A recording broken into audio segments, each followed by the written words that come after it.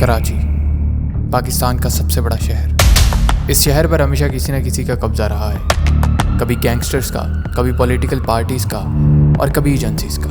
यहाँ फैसले कोर्ट में नहीं गलियों में होते थे। जिसके पास हथियार था बात उसी की चलती थी। यहाँ सबसे ज़्यादा पावर उन लोगों के पास रही है जो लॉस को फॉलो करने के बजाय उसे तोड़ते हैं। और आज भी कुछ नहीं बदला, ये शहर उसी तरह चल रहा है। लेकिन सवाल ये है कि इसे चलाता कौन है।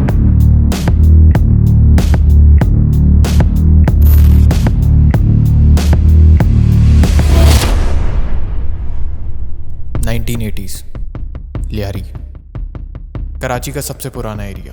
कभी ये जगह बॉक्सिंग, फुटबॉल और स्पोर्ट्स कल्चर के लिए मशहूर थी, लेकिन फिर क्राइम ने इस शहर के कल्चर को दबा दिया। ये वो वक्त था जब इस शहर का हर एरिया किसी न किसी के कंट्रोल में था। लियारी का अपना सिस्टम था। इसी तरह मलीर, कुरंगी, चुरंगी, हर जगह का अपना बॉस होता था। कराची का क्राइम रैंडमली स्टार्ट नहीं हुआ था। इसकी बुनियाद रखने वाले लोगों में से एक आदमी था, रहमान डकैत।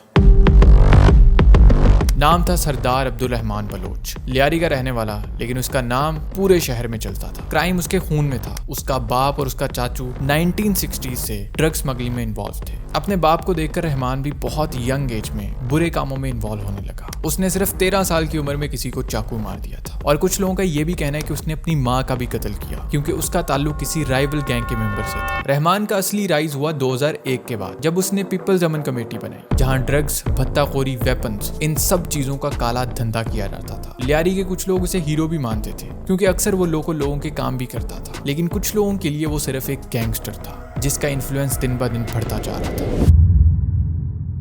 दूसरी तरफ एक और आदमी जिसका नाम था फैजू मामा, जो कि रहमान डकैत का बहुत दूर का रिश्तेदार था। वो एक बस अड्डा स्टॉप पे काम करता था एज अ टाइम कीपर। वो हर आने जाने वाली बसेस की टाइमिंग को नोट करता था। कई साल ये काम करता रहा और उसके बाद ये इसी अड्डे का बना मैनेजर। और कुछ साल मजीद काम करने के बाद इसने अपना ट्रक भी ले लिया और खुद अपने नाम से ट्रांसपोर्ट का बिजनेस स्टार्ट कर लिया, फैजू मामा बलोच के नाम से। अब ट्रांसपोर्ट के बिजनेस का भी एक रूल था कि आपको हर महीने पुलिस, बदमाश और तब की गैंग्स के सरबराहों को भत्ता देना पड़ता था। और तब लियारी गैंग का सरबराह था रहमान डकैत। फैजू मामा रहमान डकैत को हर महीने 15,000 रुपए दिया करता था। और जैसे जैसे फैजू मामा का बिजनेस ग्रो हुआ, 15,000 से अमाउंट 50,000 तक पहुंच गई। जो भी अपने बिजनेस में से इन गैंग्स को भत्ता देता था, ये गैंग्स हर मुश्किल वक्त में उनके साथ खड़ी होती थी।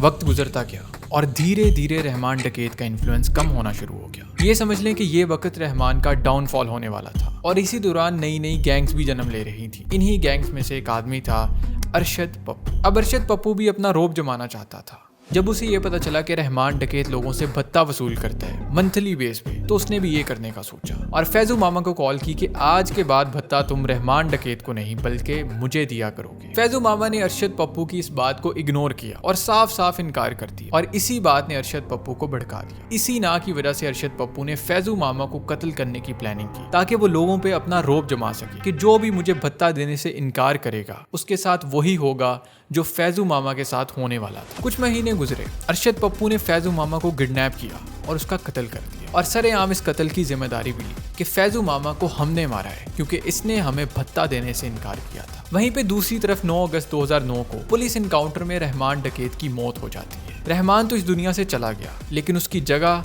अभी भी खाली नहीं रही। अब उसकी कुर्सी पर बैठने वाला बंदा था उज़ैर बलोच।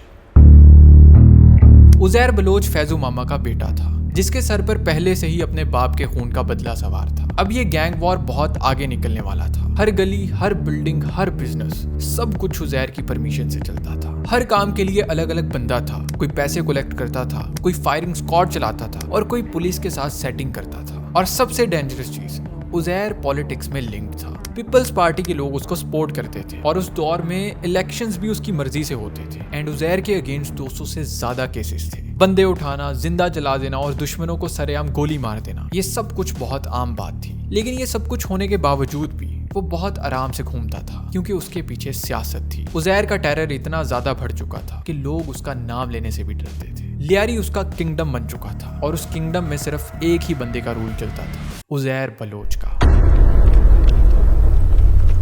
अब बारी थी अरशद पप्पू से अपने बाप का बदला लेने की। उज़ैर ने कुछ पुलिस वालों के साथ सेटिंग की उनको पैसा दिया और अरशद पप्पू को मारने का मंसूबा बनाया। इसमें पुलिस का भी एक तरह से फायदा था क्योंकि अरशद पप्पू के अगेंस्ट ऑलरेडी बहुत सारे केसेस हो चुके और वो यही चाहते थे उसको पकड़ के मार दिया जाए। पुलिस और उजैर मिलकर अरशद पप्पू को अरेस्ट करते हैं और बाद में पुलिस अरशद को उजैर के हवाले कर देती है ताकि वो अपने बाप का बदला ले सके। अब जो मैं आपको बताने वाला हूँ ये बहुत ज़्यादा ब्रूटल है। उजैर ने जिस तरह से अपने बाप का बदला लिया वो बहुत ज़्यादा हॉरिफिक था। उजैर ने लियारी की गलियों में अरशद पप्पू को मारा क्योंकि इसने सब लोगों का जीना हराम किया हुआ था। जब लोगों ने देखा कि अरशद का अब आखिरी वक्त है तो सब लोग अरशद पर टूट पड़े और उसको मारना शुरू कर दिया। फिर उजैर ने उसके कान काटे, उसका सर काट के उसके जिस्म से अलग कर दिया और उसके धड़ से फुटबॉल खेला। कैन यू इमेजिन कि कोई इतना ब्रूटली किसी को मार सकता है? ये इतना ब्रूटल है कि मैं इसको ज़्यादा एक्सप्लेन भी नहीं कर पाऊंगा। ये कोई मूवी का सीन नहीं है, ये हकीकत है। दूसरी तरफ कराची के बड़े बड़े शहरों में MQM का भी कब्जा था। MQM नाम का मतलब था मुत्तहिदा कौमी मूवमेंट। इस पार्टी का फाउंडर था अल्ताफ हुसैन जो कि लंदन में बैठकर इस पार्टी को कंट्रोल करता था। स्टार्टिंग में लोगों ने इसे सपोर्ट किया लेकिन कुछ सालों के अंदर ही MQM के अंदर भी कुछ गलत काम होने लगे। यहाँ पे लोगों को धमकाया जाता था, उनसे जबरदस्ती हफ्ता वसूल किया जाता था और टारगेट किलिंग्स होती थी। गन्स के जरिए वोट लिया जाता था और जिसने मना किया उसको मार दिया जाता था। पॉलिटिकल पार्टीज, पुलिस और गैंगस्टर्स तीनों एक ही टेबल पर थे। शहर में भत्ता लेना, बंदे उठाना, फायरिंग करना, ये सब कुछ आम बन गया था। हर गैंग के पीछे या तो कोई पावरफुल बंदा होता था या पॉलिटिकल पावर और आम लोग बीच में पिस रहे थे। अब कराची में क्राइम हद से ज्यादा बढ़ चुका था। लियारी में उजैर बलोच का सीन चल रहा था और सिटी के सेंट्रल एरियाज में MQM का। गवर्नमेंट पे प्रेशर बन गया, मीडिया, अवाम, हर कोई आवाज उठाने लगा। फिर 2013 में रेंजर्स को फुल पावर दी गई कि इन लोगों को पकड़ा जाए और क्राइम को कम किया जाए। कराची ऑपरेशन स्टार्ट किया गया। ये ऑपरेशन कोई एक दिन का नहीं था। पहले छोटी रेड्स हुई, टारगेट किलर्स और स्ट्रीट क्रिमिनल्स को उठाया गया और फिर धीरे धीरे बड़ा सर्कल बनाया गया। लियारी में रेड्स बढ़ चुकी थी और उजैर बलोच को दुबई से अरेस्ट करके पाकिस्तान लाया क्योंकि वो बंदा दुबई में बैठ के यहाँ पे क्राइम करवा रहा था। उस पर 200 से ज्यादा केसेस थे लेकिन उस तक पहुंचने के लिए पूरे के पूरे नेटवर्क को तोड़ना पड़ा। दूसरी तरफ MQM के ऑफिसेज पे रेड हुई। पहले वर्कर्स को उठाया गया और फिर एरिया कमांडर्स। आखिर में उनका मेन अड्डा 90 को बंद कर दिया गया। मीडिया पे CCTV फुटेजेस आई, इलीगल वेपन्स रिकवर हुई और बहुत लोगों ने पहली बार MQM का असली फेस देखा। इस ऑपरेशन के बाद कराची का क्राइम रेट थोड़ा नीचे आ गया, टारगेट किलिंग्स और भत्ता लेना कम हो गया। लेकिन एक सवाल रह गया, क्या ये रियल क्लीन अप था? अब वहां के डॉन तो चले गए लेकिन वहां का सिस्टम वही रहा। पहले भत्ता गन से वसूल किया जाता था लेकिन अब फाइल्स और अप्रूवल्स के जरिए पैसा उठाया जाता है। अब गन की जगह पेन चलता है। आज का कराची पहले जैसा नहीं रहा। क्राइम रेट उस टाइप का नहीं है जैसा पहले हुआ करता था लेकिन इसका मतलब ये भी नहीं है कि सब कुछ ठीक हो गया है। अब गैंगस्टर फटे पुराने कपड़ों में नहीं, सूट्स और लग्जरी कार्स में घूमते हैं। अब क्राइम गलियों में नहीं, ऑफिस के अंदर होता है, डिजिटल अकाउंट्स के जरिए। अब हर जगह नए माफियाज आ चुके हैं जिन्होंने शहर संभाला हुआ है। Water tanker mafia, land grabbing mafia और रियल एस्टेट के बिग प्लेयर्स। कुछ मीडिया के लोग भी इस माफिया ग्रुप का हिस्सा हैं जो कि पैसा लेके अपना मुंह बंद कर लेते हैं। अब सब कुछ लीगल दिखाई देता है लेकिन अंदर से सिस्टम बिल्कुल वैसा ही है, बिकाऊ। और इन सब में जो पिस रहा है वो है इस कराची का आम बंदा जो सिर्फ सुकून और एक अच्छी लाइफ चाहता है। कराची को ना पुलिस चलाती है ना पॉलिटिक्स, कराची को चलाता है पावर का प्रेशर। कभी वो गन के जरिए होता है, कभी वोट और कभी